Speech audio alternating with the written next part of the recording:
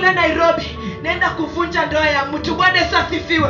Nikienda kule Nairobi naenda kuharibu watoto wote, hawatasoma. Bwana Yesu asifiwe. Let us agree on one thing.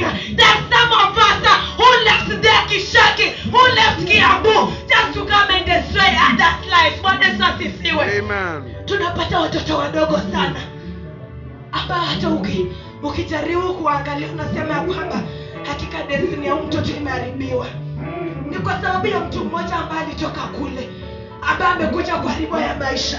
Mwingine ametoka kule, anaangalia tu ndoa ya mtu, anasema kwamba hii ni yangu. Hayo ndio maisha ya Sauli alikuwa. Na kuanzia leo Sauli tena hasikiki.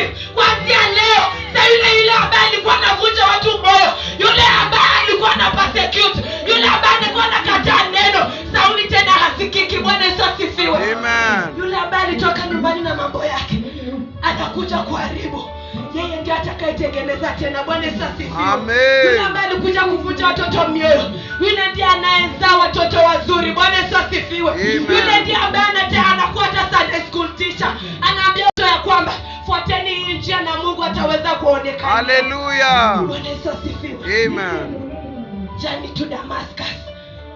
Unajua wakati ambapo tunatembea tuko kwenye